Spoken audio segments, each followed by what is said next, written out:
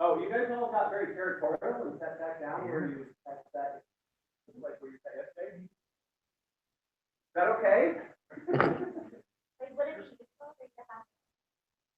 Well, we're going to be. We've got a few minutes. We can get up and do musical chairs, musical tables. Oh, can we do that? Yeah. Yeah, we've got 10 minutes from the start, so go ahead. I'll stuck. Yeah. Or we could have a group of two. I wish we had an algorithm for this, but we don't. Stand up. Can we do this with the wheel? Maybe stand up, go to the wall, or something like outside, and then file back in like you just woke up. Leave the materials on your table.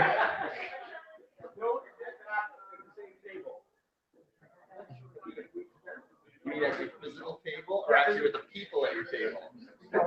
Yeah, you want it. Don't sit with the same people.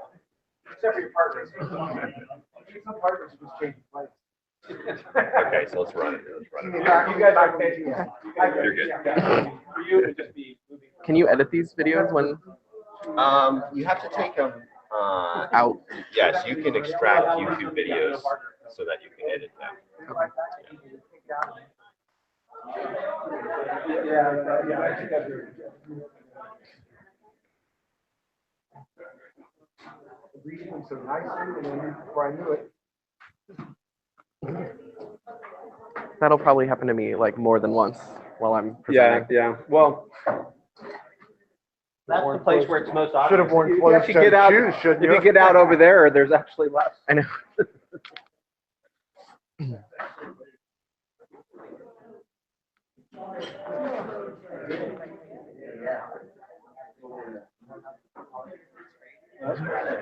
They were smart. They were like, "Oh, somebody else can move fast."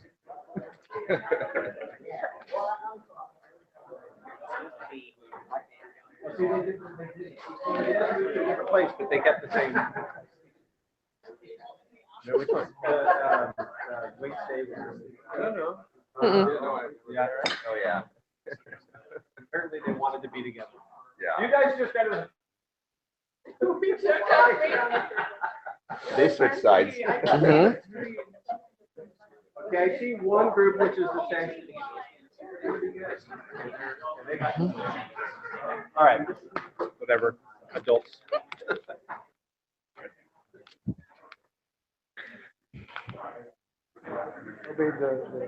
The letter of the commands. You were at my workshop at BCCE, right? Yes, I sure was. I was just like, I was digging in mine. I was like, I know him from somewhere, and I was trying to think. Yeah. Some of the things we do today might look a little well, familiar, so just play repetition is going to be a good thing. You're not going to see Leah while you're here, are you? No, unfortunately, no. Yeah. Trip. Yeah. That's a shame. Are the slides in the session docs the same ones, or did you change stuff? Same. There might be a typo in one, but it's just an extra S, and so I'm not going to worry about it. She's staying on for third year now. Oh, excellent. And she's going to be teaching general chemistry in the fall. Perfect. That's great. You scale it well. Now, 3-year-olds, it will be a 3-year-old scale. Very clever. Translate table.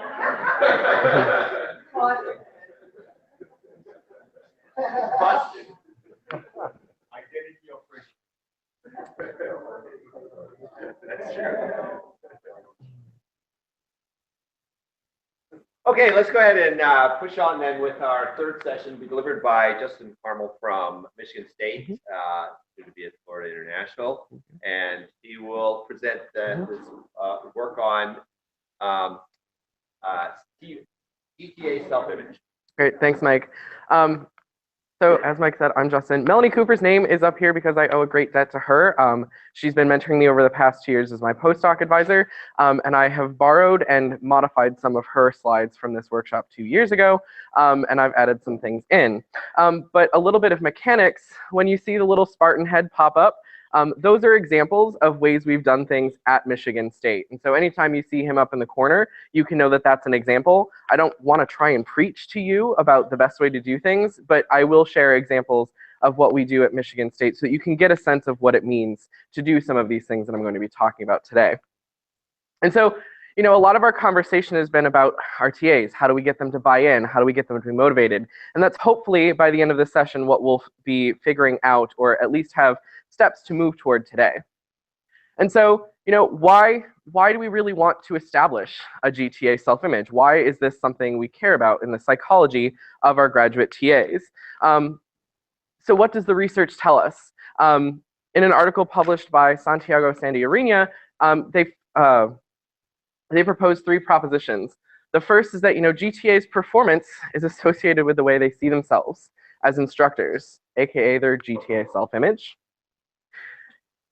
If anything else is held constant, GTAs will base their construction of their self-image on their perception and interpretation of their prior experiences. So what they've had before is going to be pretty much the sole driver, save everything else, for how they teach and how they approach the classroom teaching.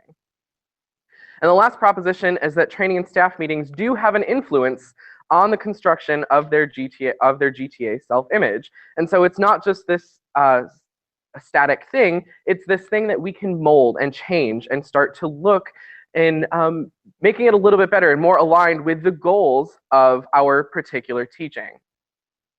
And so I want you to do, there are a couple activities. And so for activity 1, you receive 2 handouts on your table. Activity 1 is the more dense worded one. What I'd like you to do is work on this individually. Do not consult with the person next to you, and try not to overthink your responses to these questions unless it actually asks you to in the prompt. And once you move on, do not go back and change your responses. We want this to be authentic as possible. And so where you're going to be writing your answers is on this handy dandy little table sheet. So if you don't have either of these, I will raise your hand and I'll bring more. But what I'd like you to do is take some time, probably 10 to 15 minutes, and complete this activity, activity 1, on your own, please.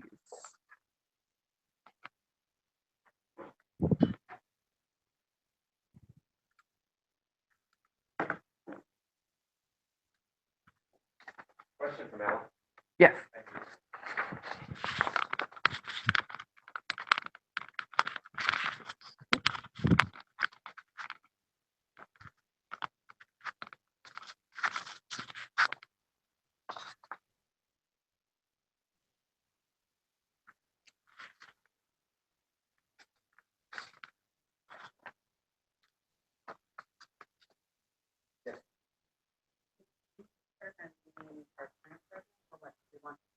Your current program.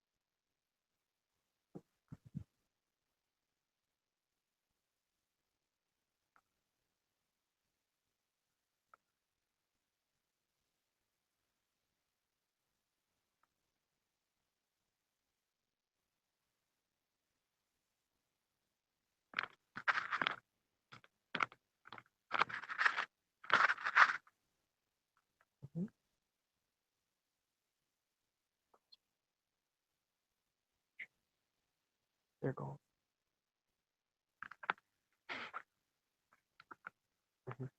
Mhm.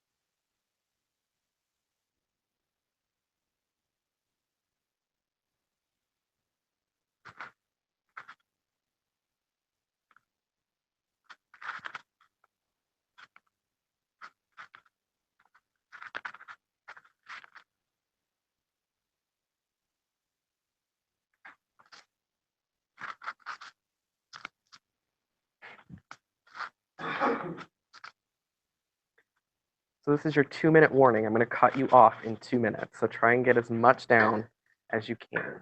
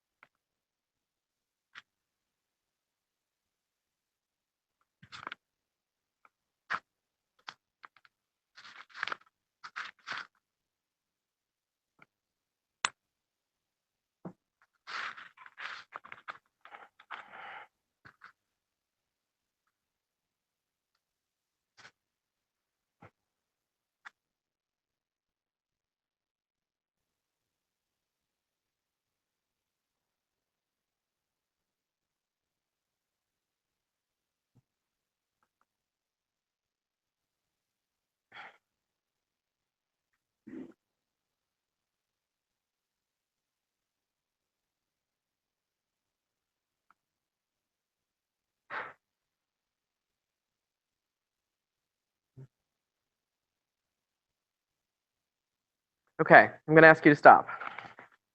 How many of you found that to be extremely difficult? Right. So this is an interesting exercise, for those of you who are not TAs or postdocs, putting yourself in the TA's positions. Because there's this, dichotomy in your brain, what do I want them to be, and what do I think they actually are? And so today we're going to be looking at, this whole GTA self-image. How do we get the TAs that are entering to start to look like what you want? So the next part of this activity is talk with your person from your institution, or in the case of Emory, talk with your table. What I'd like you to do is compare and contrast your answers, see how they're the same and see how they're different in terms of adjectives and how, and the nouns used to describe your TAs. And then talk briefly about what may be the causes for those similarities and differences. So I'll give you another 5 minutes to discuss this, so go for it.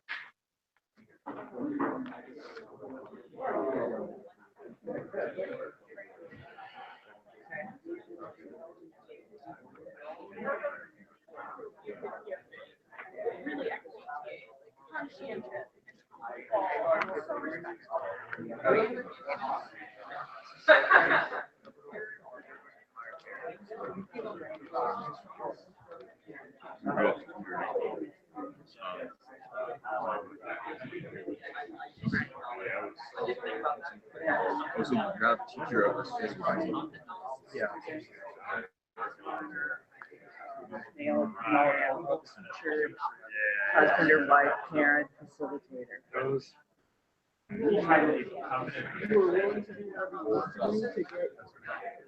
Yeah, but at the same, but this is when I started to see the split where I definitely see when They might actually be understand what they're doing. Yes. So after the first two, that's when I started compassionate, Yes. flexible.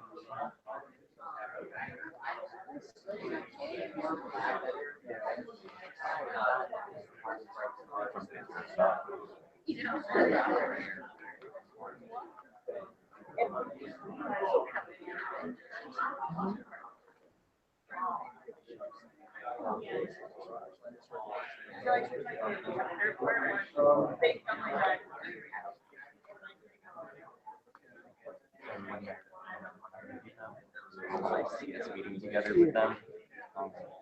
In some ways, people get together and they bitch about their things, But then when it comes down to it, when they actually have to do the work, they do the best they can.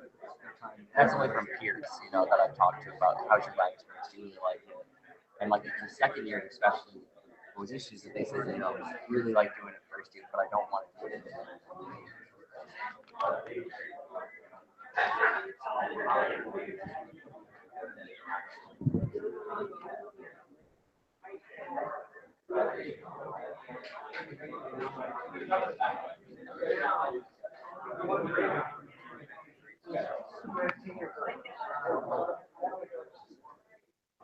I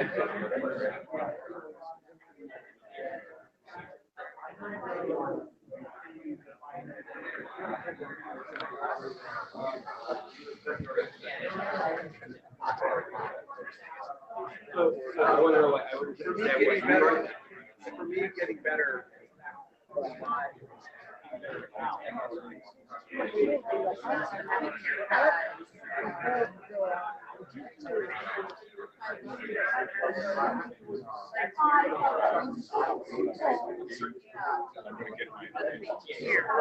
Whether you like it or not.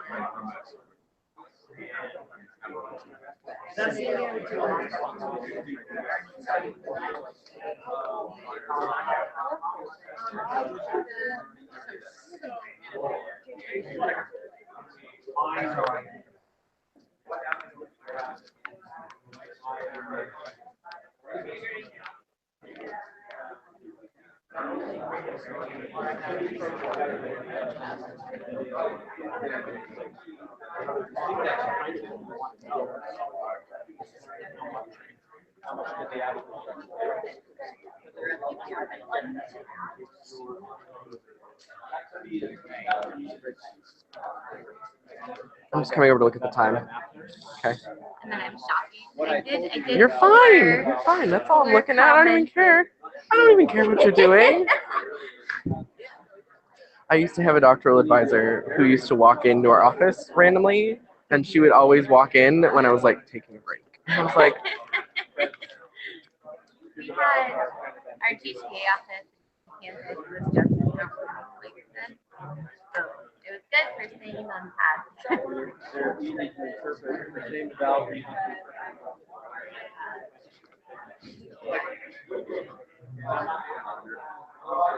Yeah.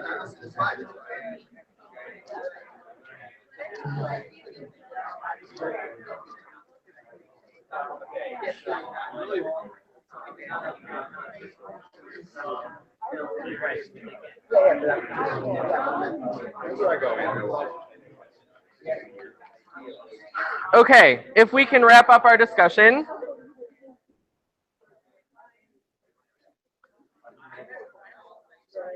What I'd like to do now is have a little bit of a report out. What I'd like are some volunteers, specifically from the TAs or postdocs, to share some of the words that they had in column D. So TAs and postdocs, could you give me some of your answers for column D, which are the purposes and goals that you have entering the TA program? Yes, Cheryl. Okay, so really about this efficiency, trying to maximize your time efficiency. What else? Yeah. Required to. This is something that's imposed on you by the department. You didn't know you had to teach, but now you're there and you're in front of a classroom in something you may have, in an environment that you might not have been in before.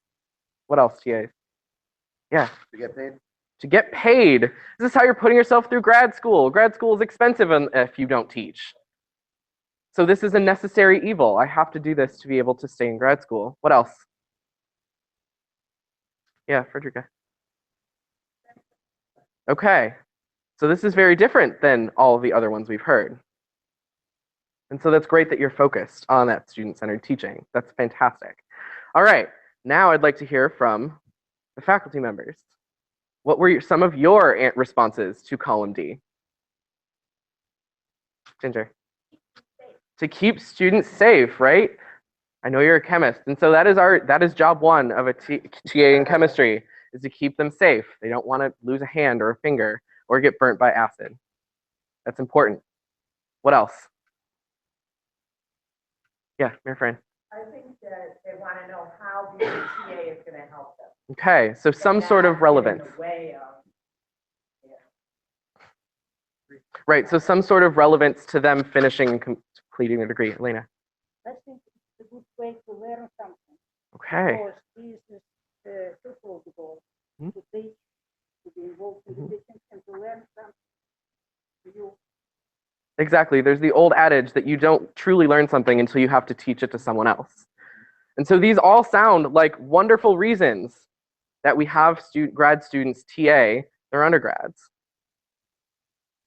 So my question is, comment on or discuss with us as a whole group, why is there this disparity between the goals and purposes of faculty and the goals and purposes of TAs? Yes, I have Brian. a question. Yeah. Does this mean like, what do we see the goals that they currently have, or ideally, what goals would they have? This is the goals that they currently have. You as a entering TA, what goals did you have? So what is this, Brian? You have to as an incoming graduate student into graduate school, you showed up to get a PhD or a graduate degree, and you can't possibly know what all of that's going to entail. You can't possibly know where that's going to take you. And then the other perspective is the person supervising the TAs can't remember perfectly what it was like to be that person, but does know where the path can lead because they've seen themselves and hundreds possibly of other people go down that same path. And so there's different perspectives and different knowledge bases. And so what we're trying to do, I think ideally, is take some experienced TAs who can help translate what we know we need to communicate to the people who are much closer to that level. Exactly. And so that's a lot of what this session is about this morning, is trying to get a shared perspective, because we have these two different perspectives, like Brian said. There's the one from the GTA entering, and then there's the one from the professor who's just like, this is what I want my TAs to do and how they can be stellar. And we need those two things to communicate. And so maybe figuring out how we can better communicate those two and make them one perspective that's shared between professors and TAs or teaching postdocs, so that it's better aligned to get to our goals. Yeah. So I think for the most part, graduate students coming into grad school have one of two goals. They either want to go into academia or they want to go into industry. At least for the instructors here, like not the TAs, but the instructors, all had the goal of going into academia. That's why they're here. So we don't have the perspective of anyone that wanted to go into industry, really. And this is important. So maybe this is something as faculty, knowing that not all of your students want to be the exact copy of you. They. Say it ain't so. I'm sorry if I just shattered your world, but there are those that would like to go to industry, and keeping that perspective in mind is helpful. Mary Fran? Isn't that where, like, an initial assessment, we used to say live or die by your assessment. And So assessing the people in front of you, because I've seen over the years that the TAs bring different skills as time goes on. Absolutely. And so how do you know what their intentions are if you never ask them? It's kind of these implicit assumptions that we work on. I'm guilty of it too. Everybody is, that we work on, that we don't explicitly ask what students' path are all the time, especially when we have 1,400 undergrads or 90 TAs in front of us. It's hard to do with everyone. So for step number 5, I asked you to elaborate on how you know these are the purposes and goals. For the TAs, your job was easy. You've lived it. You know what your purposes were and you know what your goals were. But for the faculty members, this question is for you. How do you know what their goals and purposes are? I'd like to know. You used to be a TA. Okay. So this is some sort of shared experience, right? You've been through it. You should know what's expected, right? You're raising your hand, Brock? Yeah. The most wonderful phrase I heard recently. Anecdata. Anecdotal conversations. Just talking. I supervise them. It's a wonderful word. I supervise a lot of TAs, and so just having conversations with them during our weekly meetings, in between classes, those kinds of things, but not formalized, I'll freely admit. Okay. So it's this anecdata that you're talking about, the stories that you hear from the TAs that have gone through your lab or that you've worked with, saying, oh, this is what happened, and this is why I'm here, and this is the goals I have. Okay. Yes. Where we try to, you're here in the TA program because you want to be better at oral communication or something.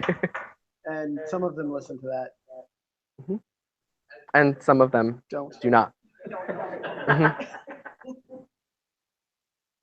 And so there's a lot of, again, we know what's good for TAs, but do we actually share that with them? Do we have, is it a two-way street or is it imposed? And that's sort of what I want to look at today. Oh, come on. Okay. So your TA program, I'm assuming, has expectations on how grad students will act. My question is, where or how does your training program inform the grad students about these expectations? And it's okay. That's why we're here, right? This is the entire purpose. So is it purposeful, or is it just, they go through it and I guess they'll get something out of it? B. There's a lot of nodding at B. And so my question, and what I hope we're working on, is this a consideration during the design of the training program? Hopefully, by the end of this 2.5-day workshop, that answer is yes. Trying to think about what goals you have for your TAs and your expectations that you have for them, making them explicit so that they know the benchmark by which they're being judged. They can't hit a moving target. And so that's what we're going to try and work on. Why is this doing that?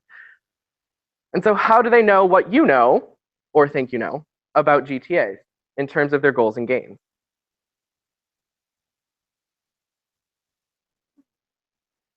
Anybody want to venture a... Yeah, Lindy.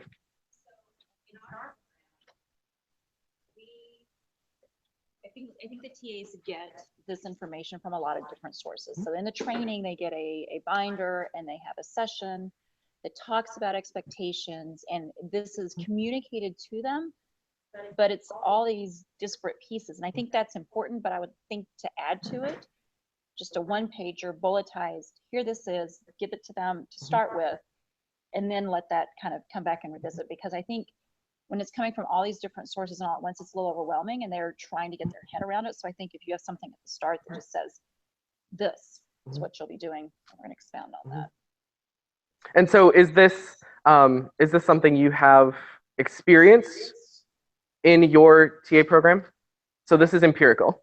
Yes. Okay. I think so, just because we have this week of training, but then like the first week of teaching in the TA office, I've seen a TA come in and walk in and say, oh my gosh, it was mutiny in the classroom. I mean, those were her words. And so she knew, she had an idea of what she was supposed to do, but the accident was something. So there's kind of this, we try to set them up, but it wasn't entirely clear, because there's just... Do your TAs have a contract that they sign? Yes, so that is in the, so they get an appointment letter, and it does specify, but it's in prose form, and it's, something they just sign and give back to the HR person. It's not something that they And in funny it's like all those end user agreements that we just hit agree to. That letter may actually come, in all honesty, some semesters in November, when the contract started in December, in September.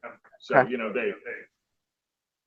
Right, right, yeah, so it's there, but it's not a central piece to saying this is what you're going to do. Okay.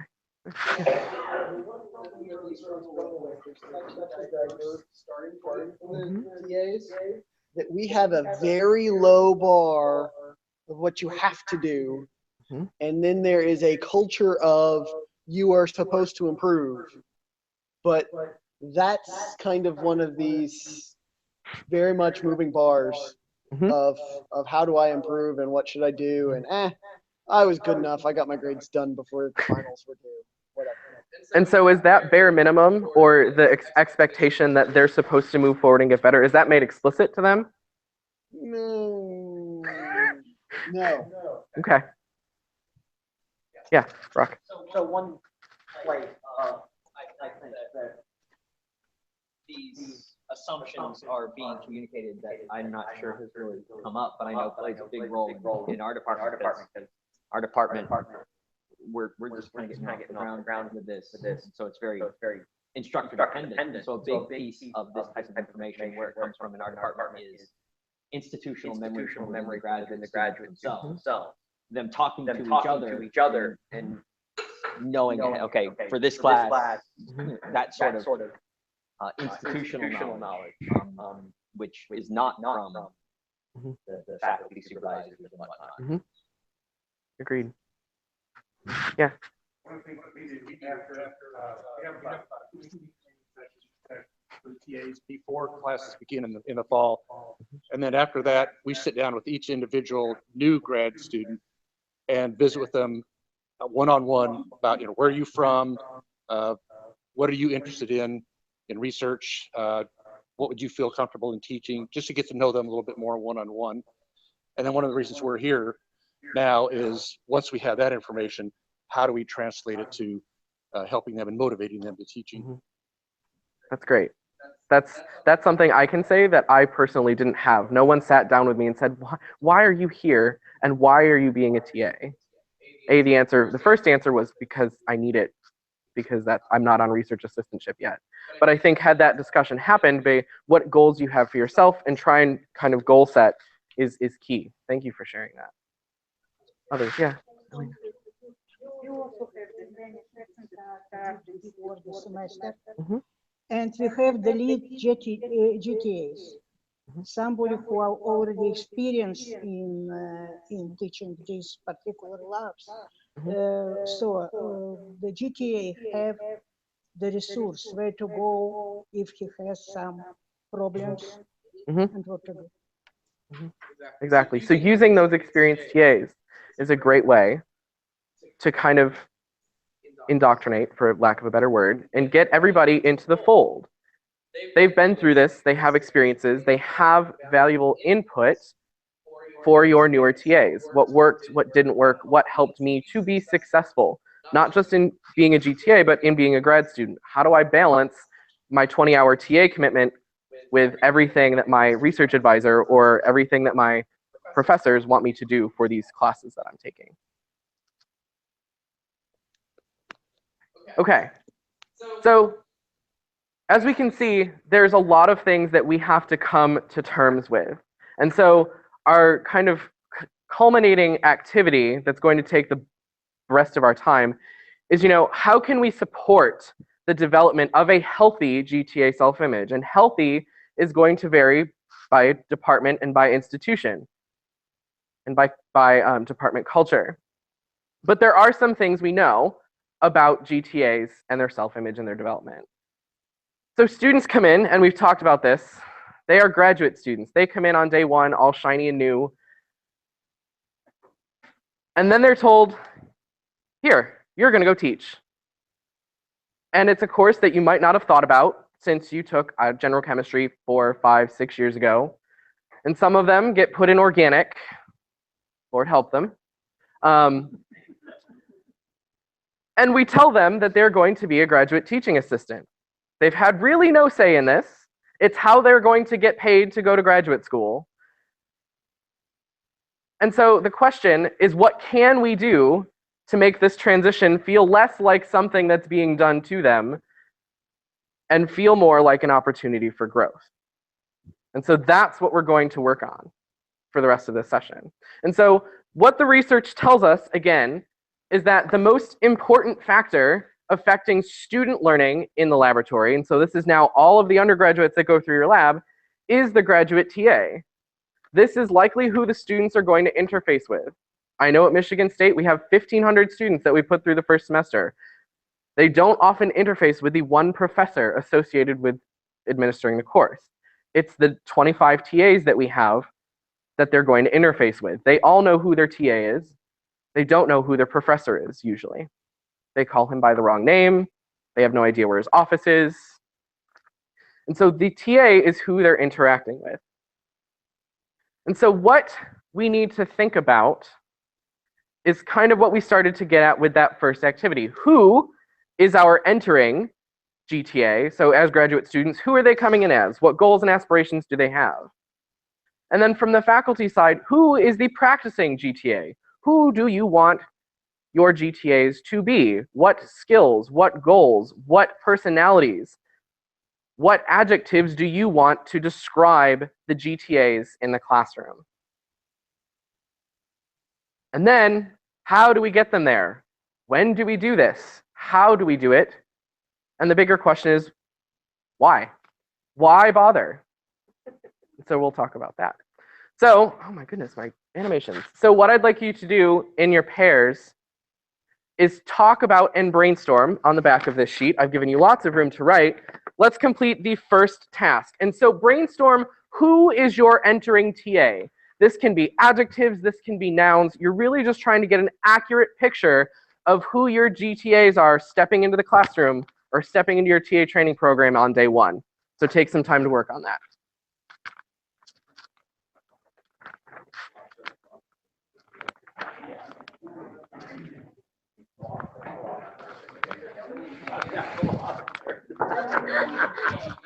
What was that? I think I heard over here say they're washed out philosophers.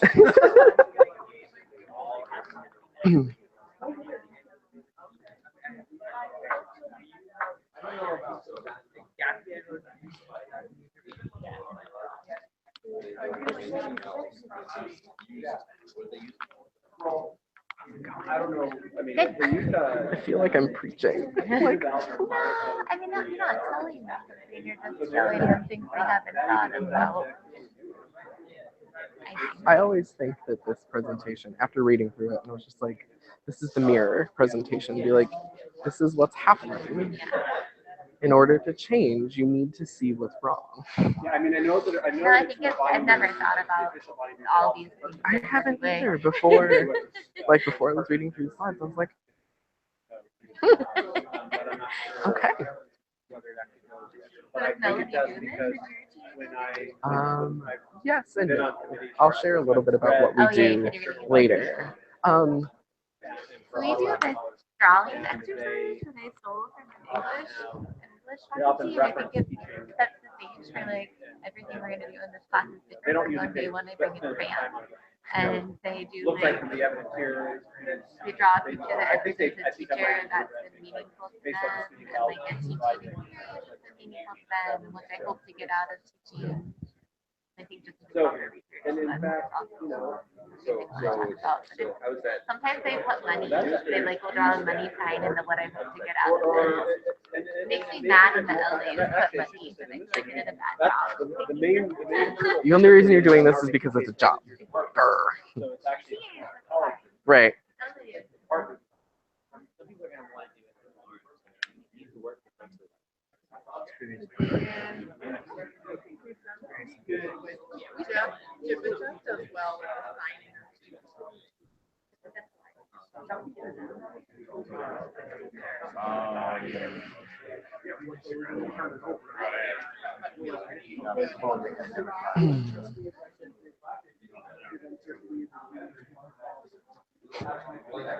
I feel like I'm preaching to everybody.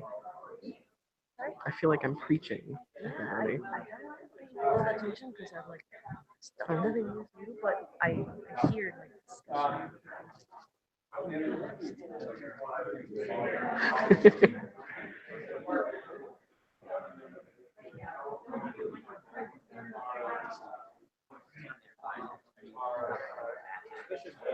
And I see some people moving ahead, so try not to move ahead. Just focus and get a really rich description of that first prompt. Who is your entering GTA? Let's focus on that.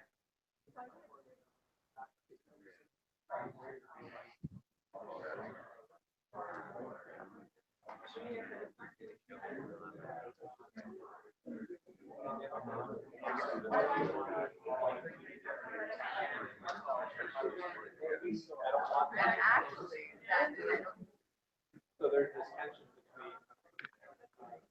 I don't hear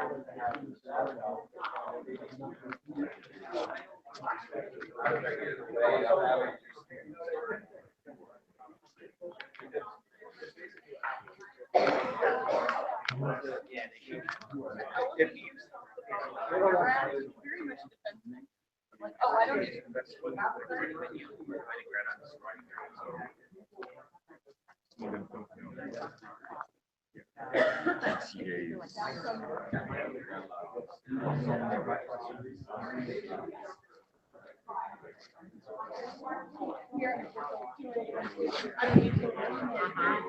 And that's where I think.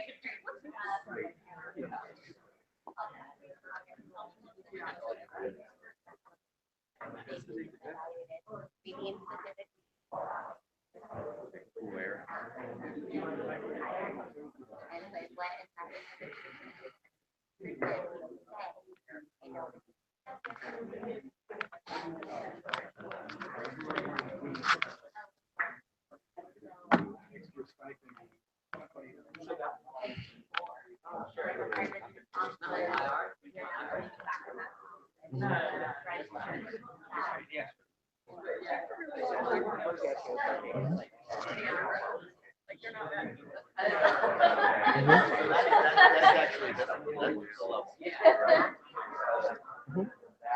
Evaluation, like the D.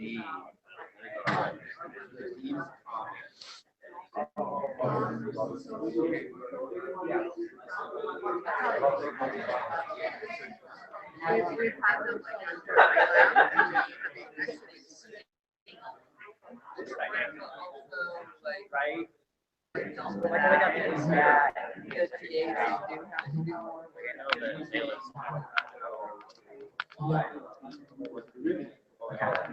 Okay, so I see a lot of people have a lot written in who is the entering GTA. Now I'd like to switch our hats a bit and start to move on to that second box. This is going to be more, you know, pie in the sky. Who is or who do we want our practicing TA to be? Discuss.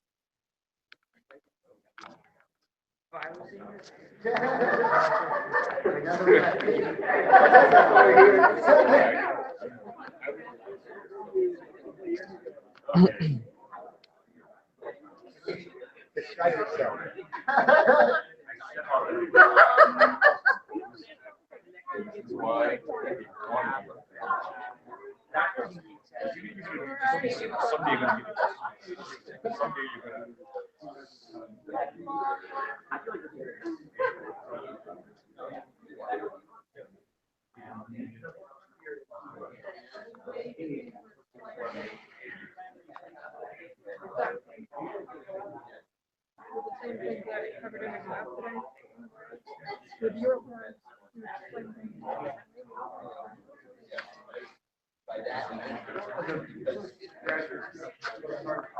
Measuring something. You need help? Is this aligned You with need the, help? Just yeah. grab us by the scruff of the neck. I'd be like, no, I'm good. Maybe.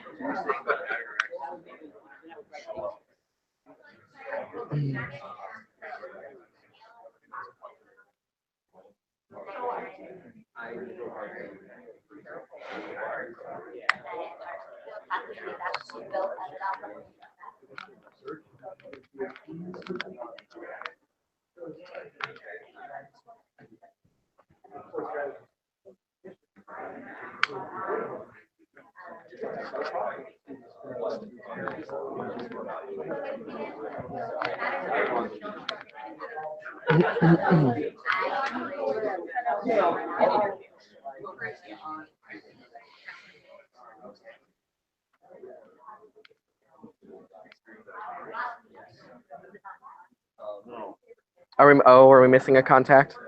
Yeah, but you know, life's all right. Funny happens. My phone has a flashlight. No, I think the lighting's not the problem. There you go. Let's try it.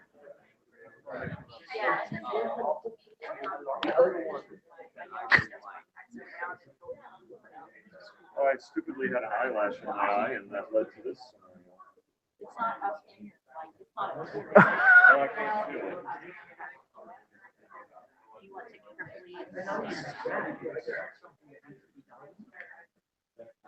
Oh, there it is. It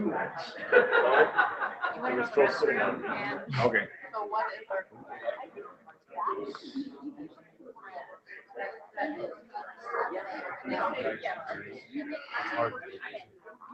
I don't know, for me, it's like a no-brainer, because I feel like I'm basically doing myself.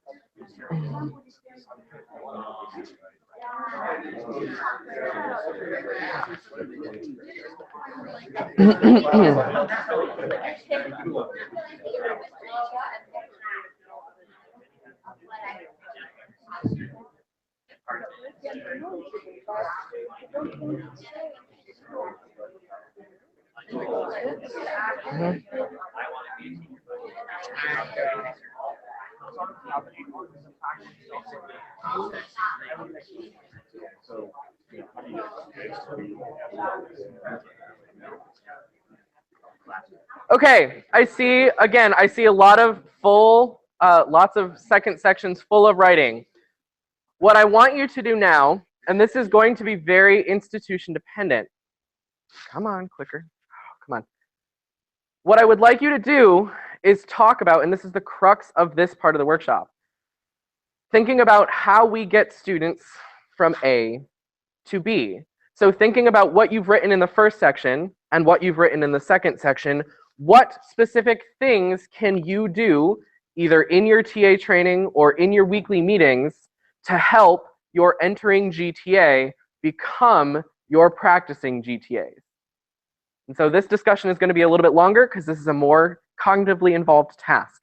So I will set you on. So go ahead, make sure to look at specific things that you can do. You have who you have your entering TA is, and you have who you want them to be. How do we get them there? Propose some things that you can specifically do to work to get them there. It might not be perfect, and that is completely and perfectly fine. Go forth. Okay.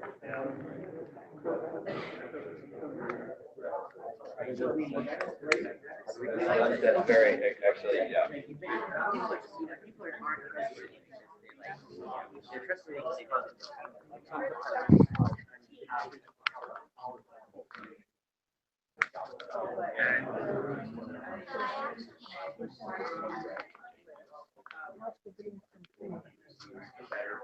Oh, yeah, I'm there.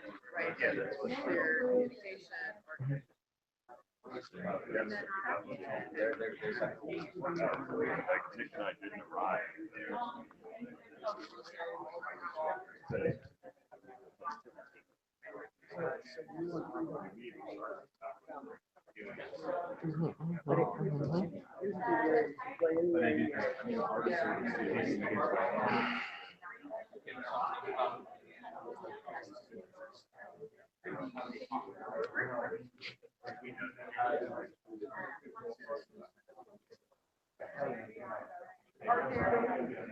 Granted, because the other people are having bad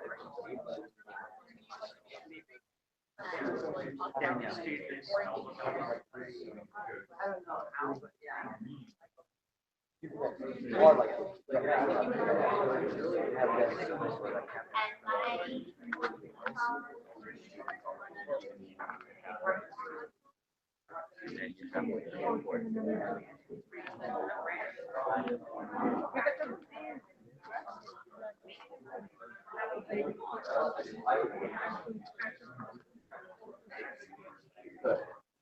Because we treat them like they're new. Yeah, exactly. That's something that I've noticed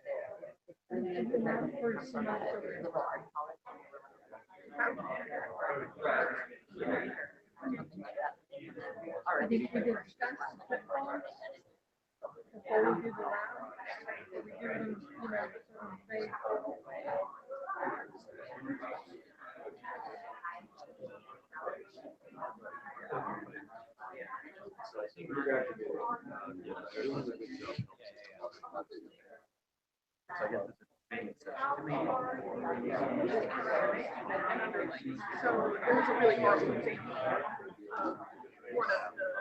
One graduate thing.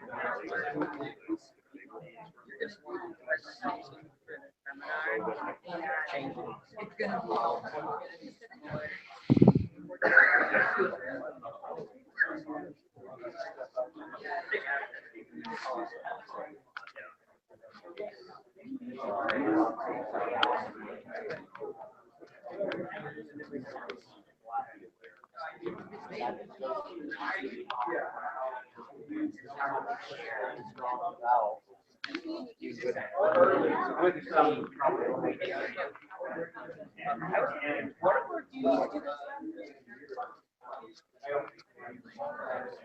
They can't share and hang out.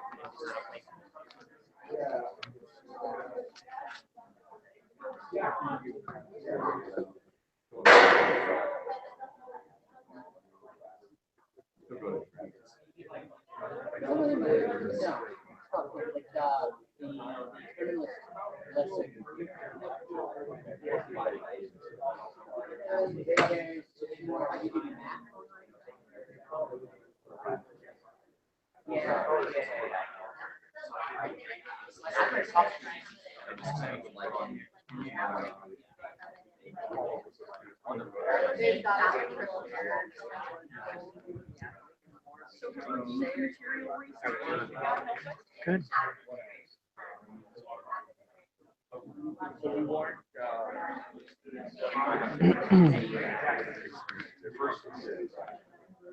Here's one foil, here's another foil. Again, I'm going to try and push you with this. Do not just have some nebulous, like, oh, we're going to incorporate it into our training. Try and get as concrete examples as possible on how and why and when to get your students from entering to practicing.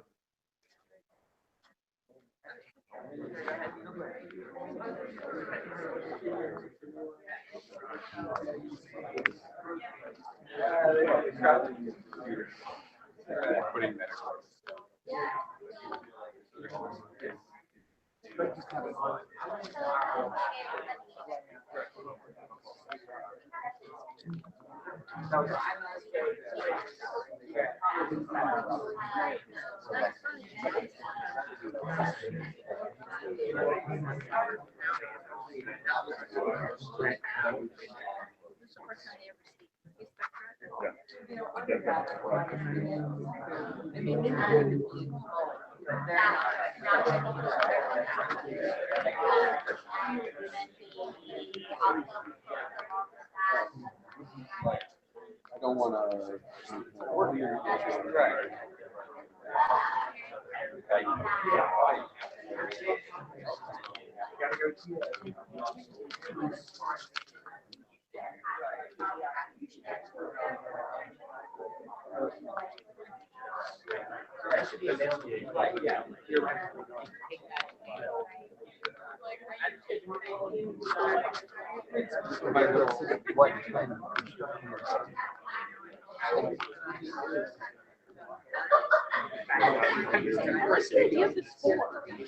Yeah, I like it as well.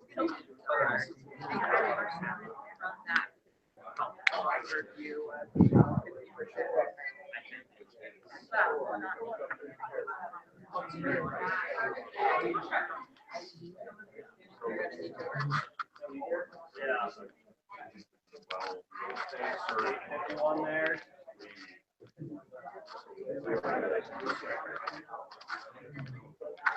How's it going? Good. Have some concrete thoughts about how we want to move? Yeah. Good. We actually have a pretty solid Mhm. introduction that's all experience-based and reflection of experience. That's great. Recognition. Yeah, So, that's great. yeah. I also, when you were talking yesterday about making them kind of more culturally competent, Yeah. that's something that I think we don't do enough of globally, because we do have a fair number, a lot of international TAs, and education systems are very different, and so this is something that's very counterintuitive to them. See, my overall goals are that the students are prepared. They know Detroit, Wayne State Mhm. Department, that they know what their graduate program is, that they know how to teach, and that we do a lot of social interaction stuff and community building. So, Remember that treasure hunt thing? That's so Mhm. good. Yeah, so there's all kinds of activities built in, but the culture, I start out with each country. We have group is. Mhm. I just work in the US, so we have this country, this country, this country, and they have to decide together what are the 3 most important values in their culture. And then they share it. So there's a lot of cultural pride. That's good. And we do, and then they guess what the 3 most important US values are. And then the domestic students say what they thought they were. And because part of it is we're a mixed department. So they have to learn to understand one another. Right. And then in the exercises, the role playing, the domestic students who play the in your face US students. I should have more points, you know. You never heard that, right? We have a lot of pre-meds at Michigan State. I'm very aware of that. Yes, yeah. Absolutely. We don't. It's not written down, but I can. But I can tell you different activities. Like I have it for the how important they are. They think of one teacher that's made a difference in their life. What are the characteristics of that teacher? Yeah. So that then they can. So yeah. We do something similar. Yeah, there's a lot of different ways to do that. Yeah. Good.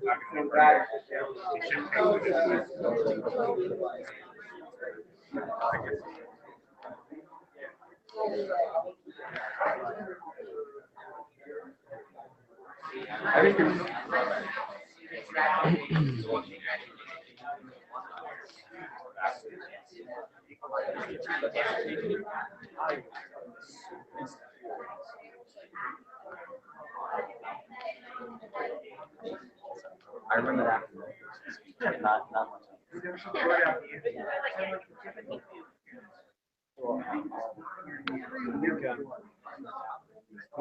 UCF needs a bit. Okay.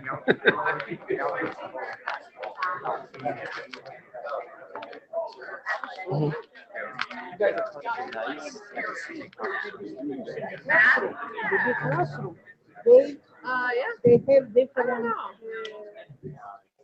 So I would do story because they do something in the lab. It's mean the TA is the good children.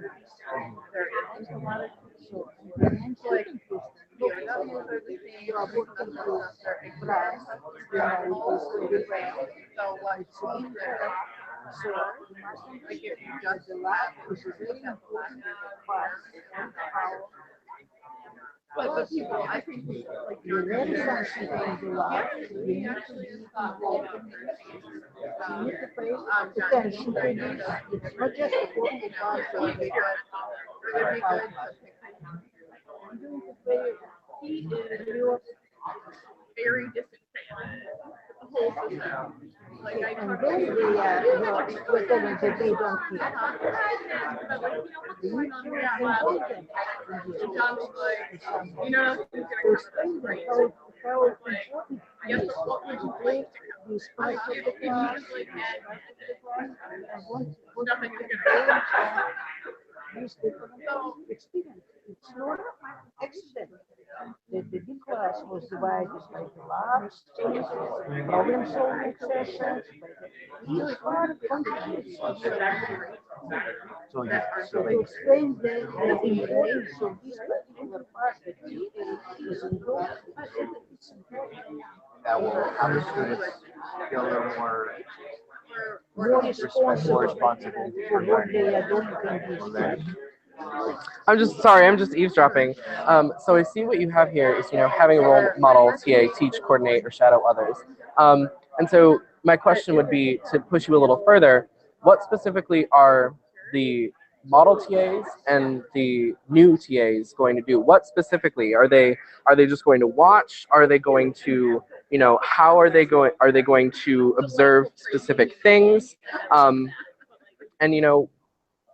you mentioned TA seminars. What are you going to have them do seminars on? So I want to just push a little bit and try and get more concrete things. So what would you specifically give a seminar on, or have TAs give seminars on? And then what specifically would each of these 2 roles, so the role model TA and the new TA, be doing in those situations?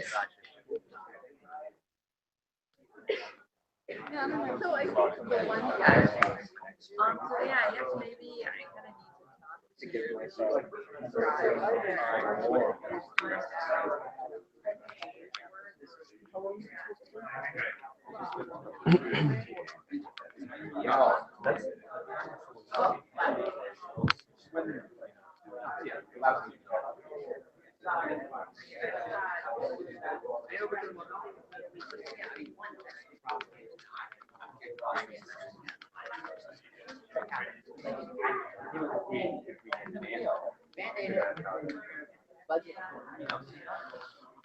All right, I'd like to bring you back.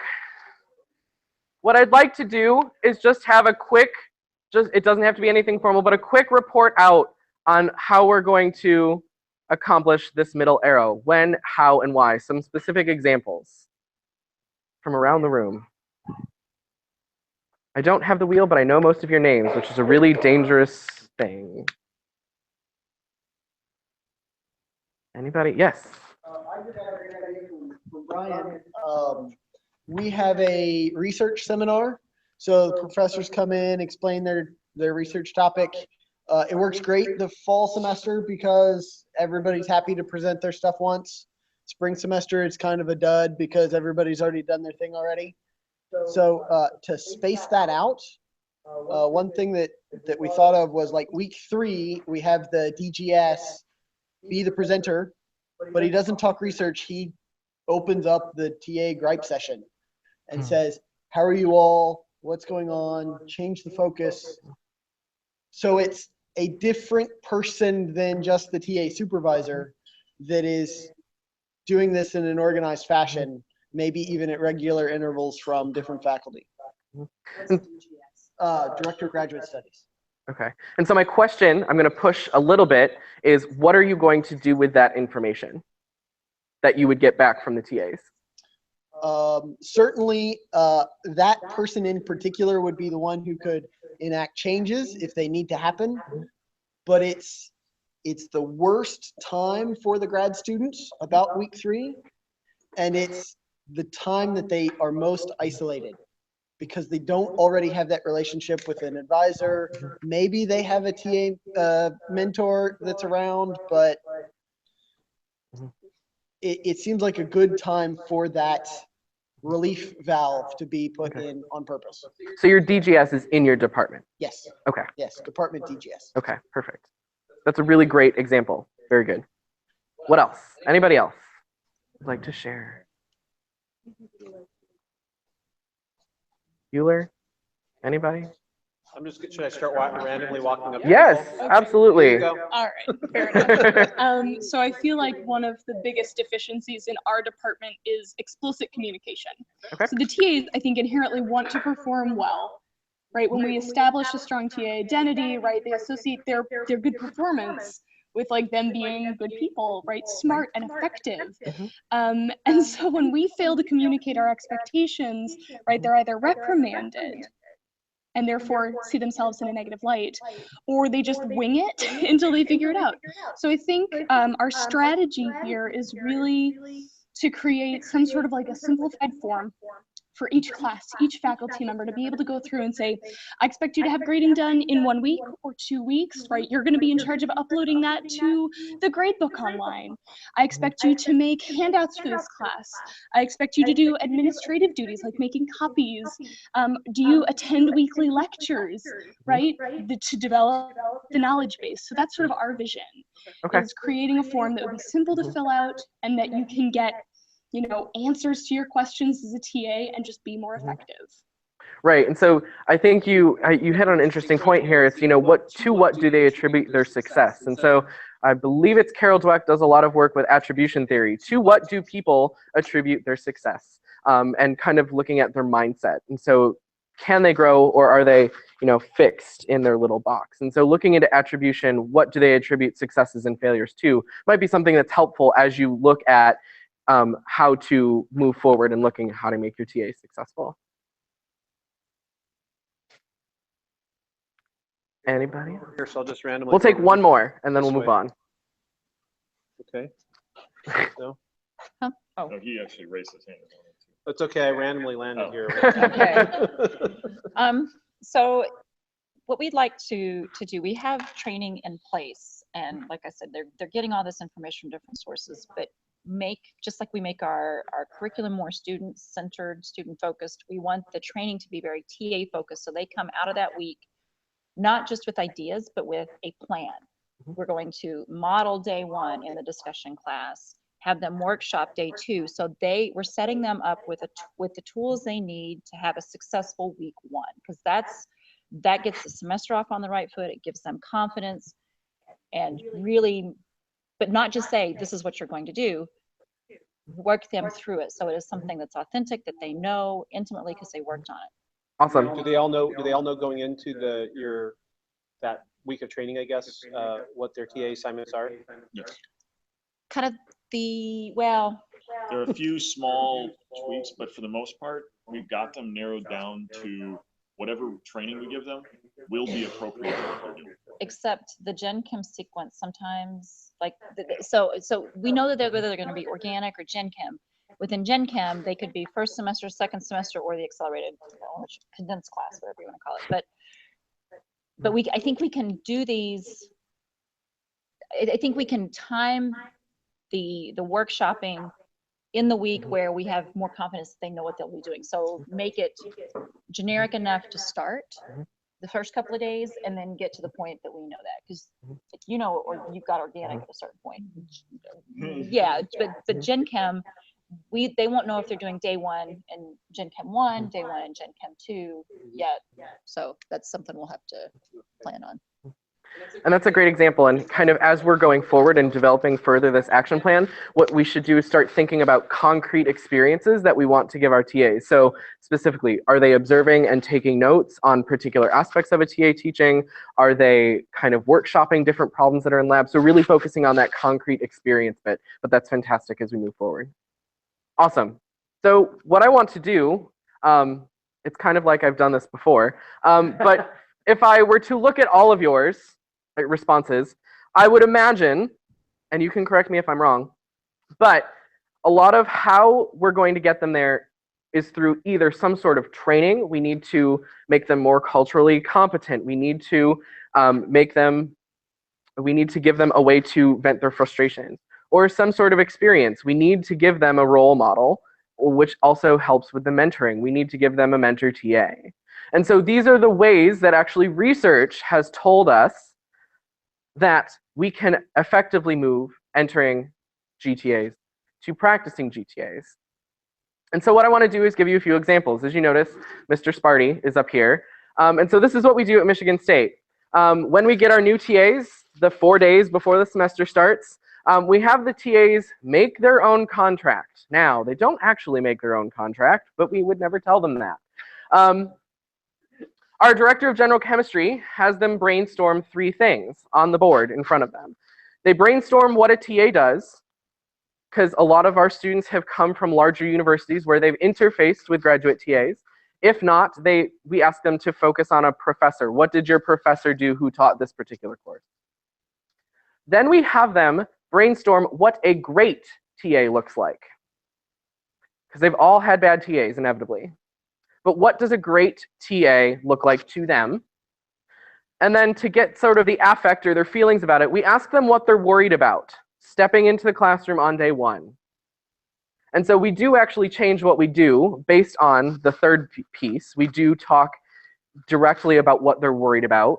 Some of them are worried about having to grade and assign grades, which they do grade, but they are not the arbiter of a grade at the final, like at the end of the course. It's the director and the instructor.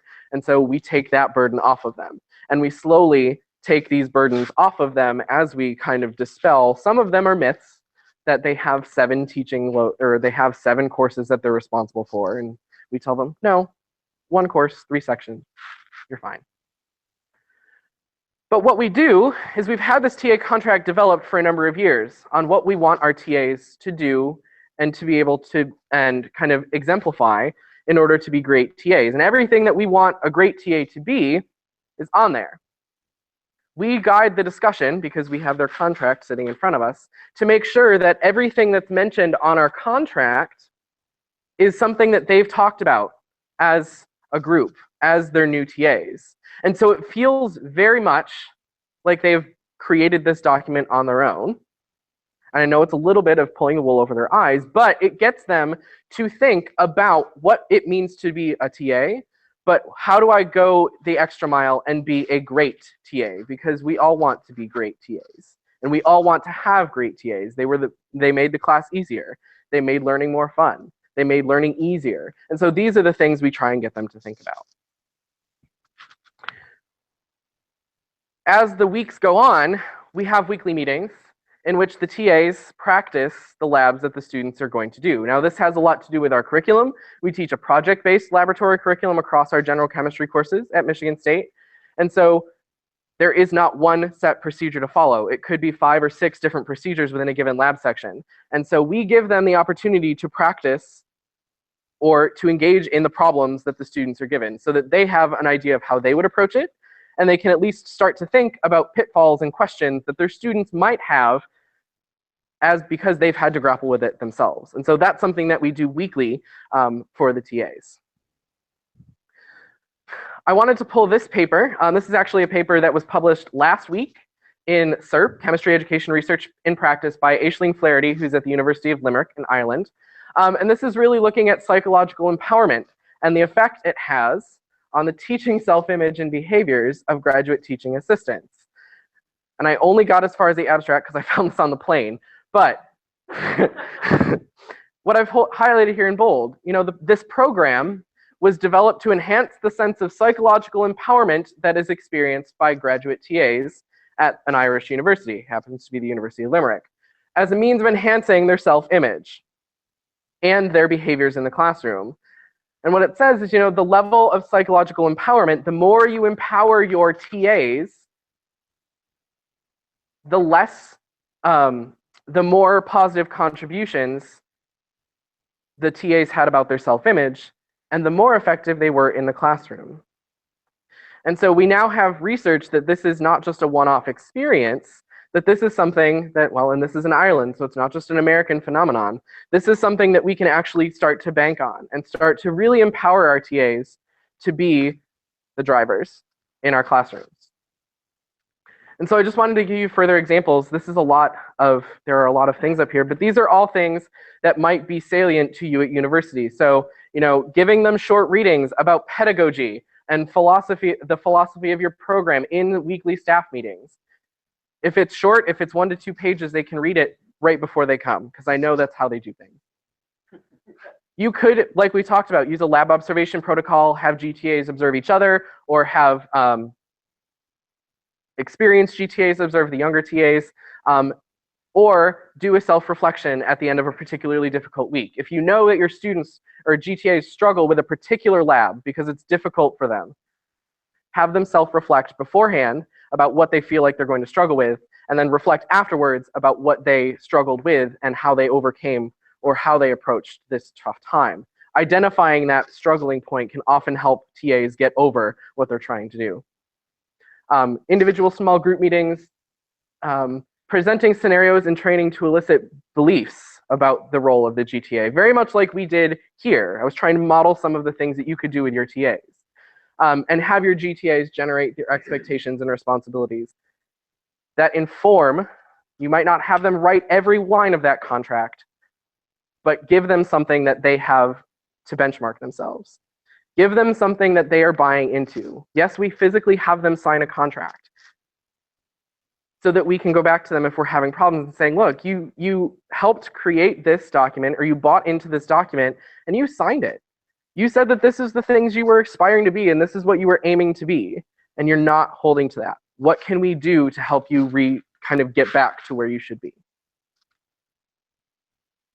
And with that, I've asked you to do a lot of thinking this morning, but I hope that this particular session was helpful for your action plan. It's really starting to get at concrete things you can do to start switching that GTA self-image to it's something that's being done to them to something that's actually enjoyable and more of a professional development opportunity.